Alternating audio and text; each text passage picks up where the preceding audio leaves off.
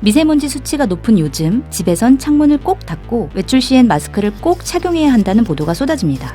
그런데 의문이 듭니다. 마스크 쓰기와 창문 닫기로 우리는 미세먼지를 얼마나 막을 수 있을까요? 이런 대응책들이 정말 효과가 있을까요? 장재현 아주대 예방의학과 교수는 우리가 알던 미세먼지에 관한 상식에 의문을 제기합니다.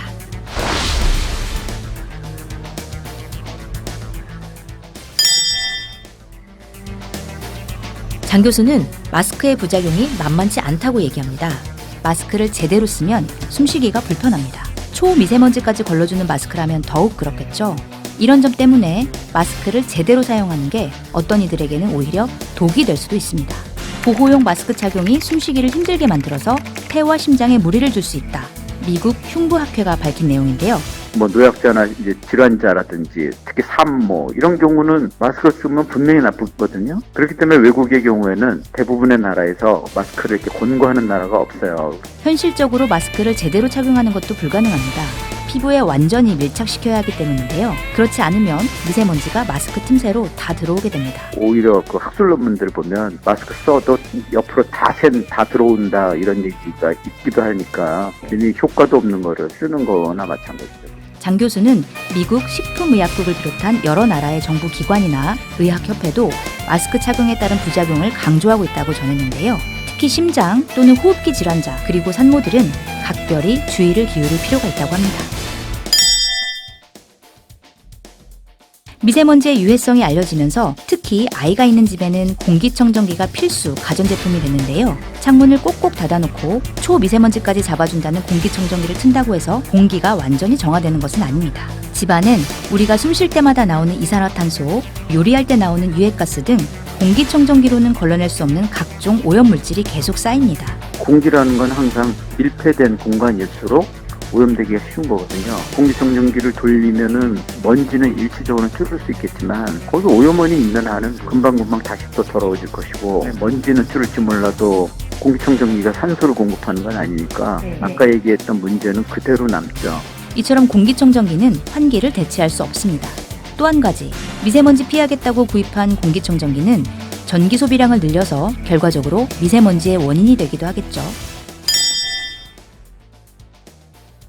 이런 속설이 있습니다. 먼지를 많이 마신 날에는 삼겹살을 먹어야 한다고요. 과학적인 근거는 전혀 없습니다.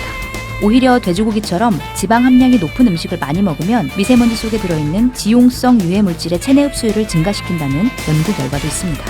하지만 진짜 문제는 실내에서 삼겹살을 구우면 미세먼지 수치가 엄청나게 높아진다는 점입니다.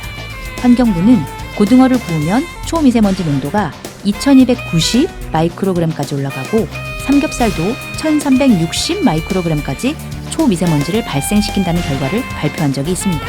요리할 때도 환기는 필수입니다. 사실 우리나라의 미세먼지 농도는 눈에 띄게 개선되고 있습니다.